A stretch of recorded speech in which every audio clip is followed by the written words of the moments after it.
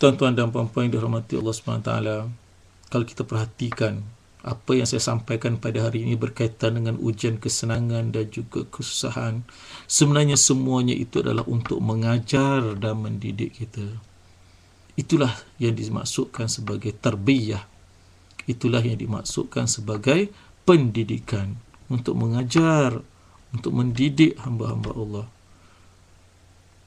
Dan juga jangan menyalahkan orang yang mendatangkan ujian tersebut, sama ada ujian itu datang daripada Allah SWT ataupun melalui orang lain. Sebab kadang-kadang tuan-tuan dan perempuan, disebabkan kita menyalahkan orang lain, kerana orang lain kita ditimpa musibah, kerana orang lain kita ditimpa bencana, maka timbullah permusuhan dengan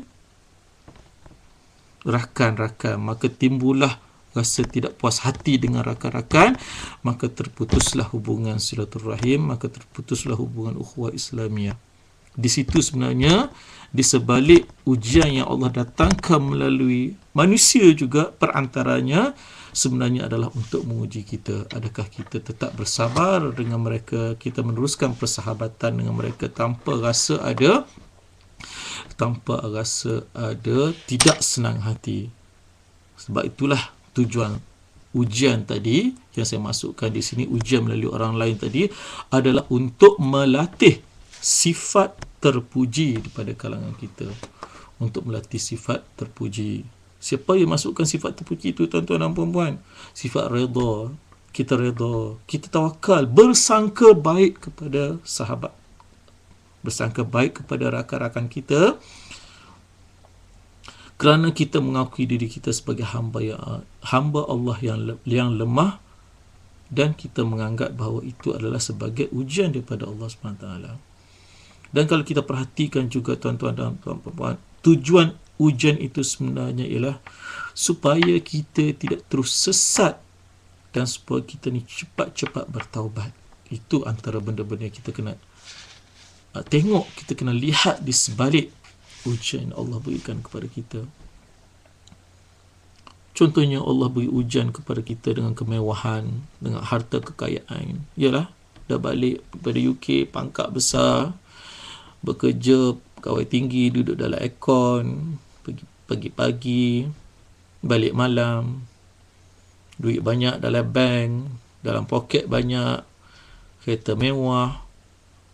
Semuanya itu adalah tujuannya, ujian kesenangan itu tadi, semuanya itu adalah betul supaya kita tidak terus sesat,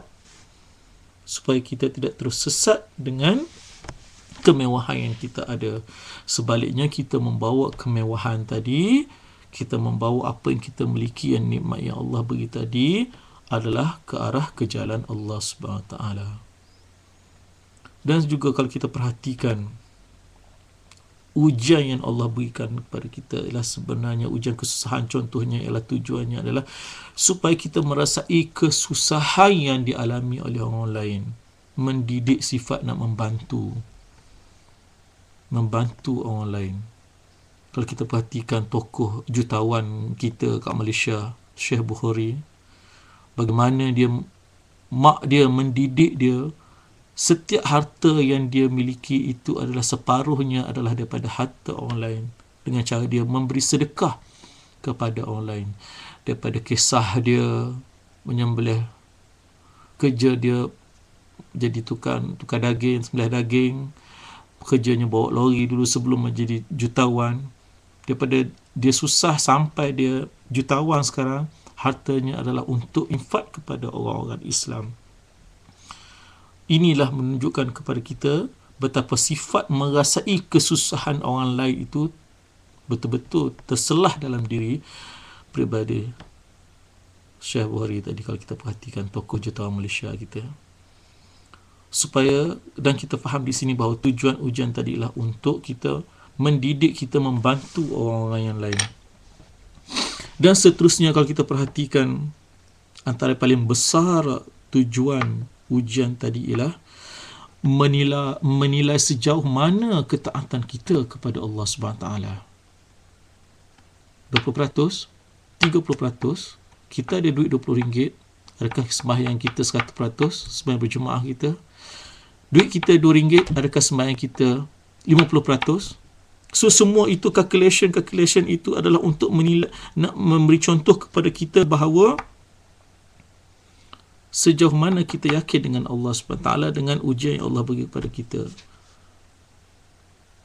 Maksudnya di sini, lagi kita diuji, lagi kita diberi kesusahan ke, lagi kita diberi kesenangan ke, kita tetap istiqamah di atas jalan Allah SWT. Kita yakin dengan Allah SWT, subhanallah ta'ala. Kita menambahkan benda-benda berkaitan dengan keimanan kita kepada Allah SWT. Kita memperbanyakkan amalan sunat kita, siharan kita di hadapan Allah SWT.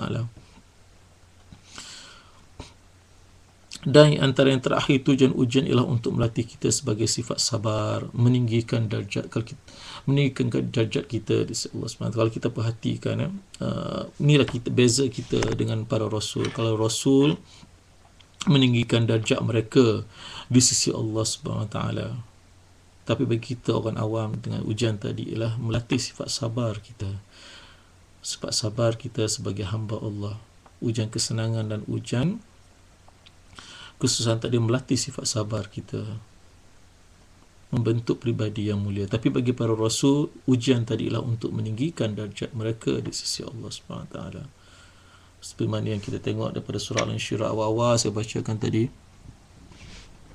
ujian yang Allah berikan kepada Rasulullah SAW dengan peristiwa Isra' Mi'raj tadi, maka Allah memberi kegembiraan kepada Rasulullah SAW, memberi kesenangan, kegembiraan kepada Rasulullah dengan Mi'raj daripada Masjidil Aqsa ke Sidratul Muntaha, melihat kehebatan kejadian Allah Subhanahu Wa Taala. Di situlah setelah Rasulullah mengharungi menyampaikan dakwah kepada kaumnya setelah 11 tahun berdakwah kepada kaumnya. Itulah peristiwa di sebalik kisah Isra' Mi'raj tadi. Dan sesungguhnya tuan-tuan dan puan-puan yang saya hormati sekalian, ingin saya ingatkan kepada diri saya dan juga kepada tuan-tuan dan puan-puan sekalian, sesungguhnya ujian kesenangan yang kita kecapi itu kadang-kadang boleh merosakkan kita sekiranya kita tidak berjaga-jaga. Sebab telah dinyatakan bahawa lebih bahaya ujian kesenangan daripada ujian kesusahan. Kerana manusia di ketika susah, mereka akan berdoa kepada Allah SWT, bertahajud kepada Allah SWT, qiyamul lail, bangun di hadapan Allah SWT, memohon Allah menghapuskan segala kesusahannya. Tapi bila mereka senang, mereka lupa akan Allah SWT. Sebab itulah saya nyatakan tadi, ujian kesenangan itu kadang-kadang boleh merosakkan diri kita sekiranya kita tidak berhati-hati.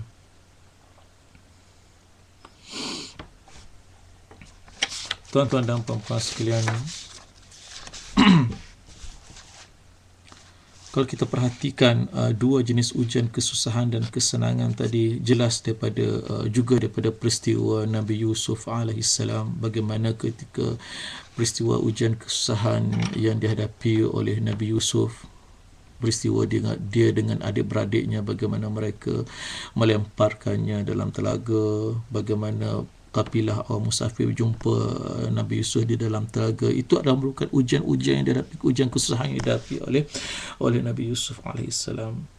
Dan antara contoh ujian kesenangan yang dihadapi oleh Nabi Yusuf ialah bagaimana ketika berlakunya peristiwa bagaimana isteri-isteri pembesar Mesir suka kepada Nabi Yusuf, dan mereka ingin nak menjadikan Nabi Yusuf sebagai suami mereka.